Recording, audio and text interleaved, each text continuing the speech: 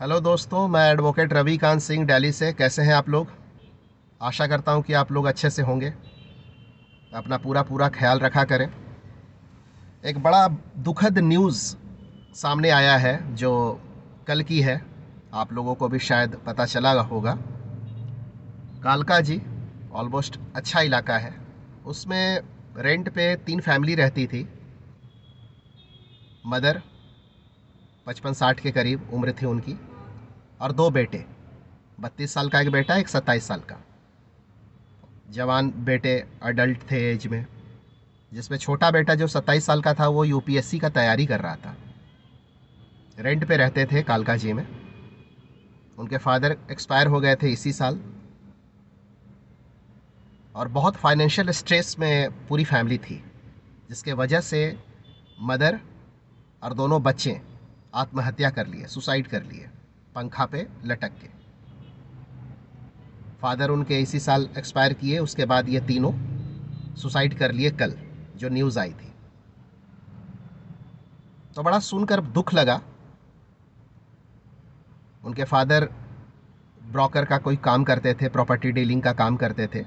बहुत सारा उनके ऊपर पहले से लोन था, बहुत सारे लोगों से कर्जा ले रखे थे वो, और कर्जा टाइम पे दे नहीं सके और उसके बाद उनकी मृत्यु हो गई। उनकी मृत्यु कैसे हुई ये तो नहीं पता, ये तो न्यूज़ में मैंने नहीं सुना या पढ़ा, लेकिन उनकी मृत्यु हो गई इसी साल। और उसके बाद जो है फाइनेंशियल कंडीशन ठीक नहीं थी फैमिली की, जिसके वजह से उनकी माँ जो 55-60 साल की थी, एक बेटा 32 साल का और एक छोटा बेटा 27 साल का, दोनों जवान बेटे और माँ एक कमरे में एक ही पंखा में लटक कर तीनों जान दे दिए। प्रॉपर्टी रेंट पे थी, रेंट पे रहते थे वो लोग। 25,000 के लगभग महीने का किराया था, और काफ़ी महीनों से उन्होंने किराया नहीं दिया था, क्योंकि जाहिर सी बात है फाइनेंशियल इश्यूज तो थे ही उनके साथ। तो मकान मालिक जो है इविक्शन का केस किया था उनके ऊपर, और एक बैलिफ अपॉइंट हुई थी। बैलिफ होता है एक ऑफिसर अपॉइंट किया जाता है कोर्ट के तरफ से, कोर्ट के ऑर्डर को फॉलो करने के लिए। तो एक बैलिफ अपॉइंट हुई थी, मतलब एक ऑफिसर आया था इविक्शन के लिए, उनको घर से निकालने के लिए और घर को कब्जा करने के लिए, कब्जा अपने पोजेशन में लेने के लिए, उनको निकालने के लिए आया था। तो बैलिफ था और वो लोकल पुलिस को लेकर उनके दरवाजे पे गए थे, और कॉल बेल बजा रहे थे। दरवाज़ा काफ़ी नॉक किया गया, लेकिन वो लोग दरवाज़ा नहीं खोले, क्योंकि सुसाइड ऑलरेडी कर चुके थे अंदर।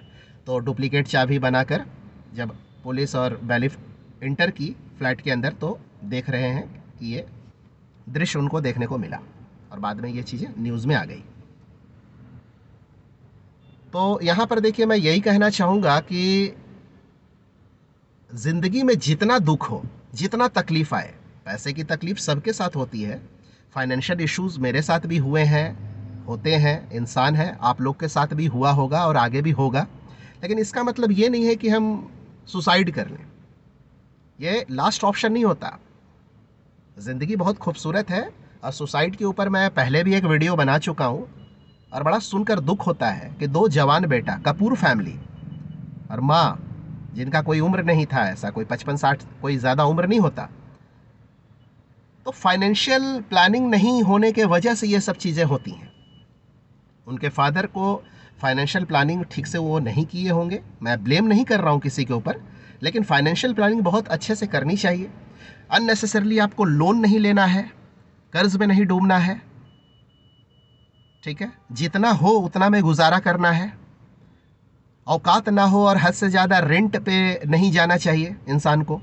जितना चादर उतना पैर फैलाना, ये बहुत बूढ़े बुजुर्गों ने जो कहा है बिल्कुल सही कहा है उन्होंने। तो बहुत ज़्यादा रेंट पे नहीं जाना चाहिए। अगर आप उस समय आपकी कैपेसिटी है और आप चले गए, 25,000 50,000 आप किराए पे रह रहे हो फ्लैट में, लेकिन अगर आपकी दशा खराब हुई है तो आप फ्लैट चेंज कर दो इमिडिएटली। आप तुरंत आ जाओ सस्ते रेंट में। अगर रेंट पे आप रह रहे हैं तो अपने सारे जो एक्सपेंसेस हैं उनको कंट्रोल करके और लाइफ स्टाइल उस तरीके से बनानी चाहिए, और पैसे कमाने पे जोर देना चाहिए। अगर उनके फादर नहीं है, चले गए फादर, तो दोनों बेटे को कमाना चाहिए। यूपीएससी की तैयारी कर रहा है या कुछ और कर रहा है, बड़ा वाला बेटा भी कुछ कर रहा होगा, लेकिन इतने स्ट्रेस में थे कि तीनों बेरोजगार थे, कुछ कर ही नहीं रहे थे। ऐसा नहीं होना चाहिए। पहले तो जितना चादर है उतना पैर फैलाओ। लाइफ अगर बढ़िया पैसा कमा रहे हो आप और अच्छा से लाइफ जी रहे हो और अपने परिवार को अच्छा से रखना चाहते हो, आप रखो बिल्कुल। लेकिन अगर स्थिति खराब हो तो आप फ्लैट बदल लो।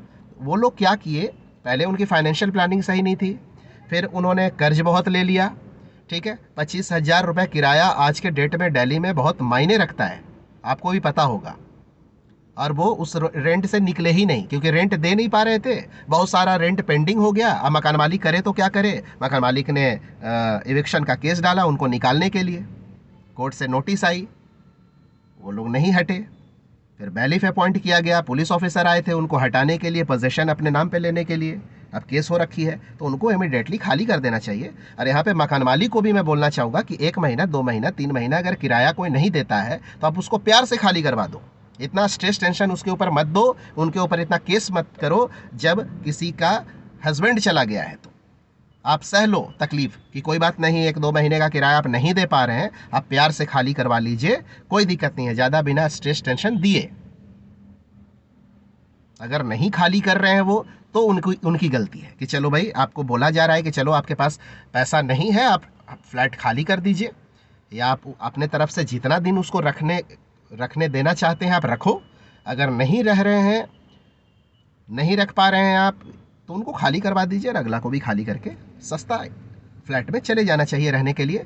और कमाओ, आगे बढ़ो, मरना क्या है इसमें, मरने की क्या ज़रूरत है, सुसाइड करने की क्या ज़रूरत है। 3 लोग एक साथ इतनी खूबसूरत लाइफ भगवान ने दी है, जिनका एक हाथ नहीं है, एक पैर नहीं है, आँख नहीं है, चल नहीं रहे हैं, बैठे रहते हैं, वैसे लोग भी ज़िंदगी जी रहे हैं। और ऐसे वीडियोस हम लोग देखते हैं, ऐसे ऐसे कारनामे कर रहे हैं लोग।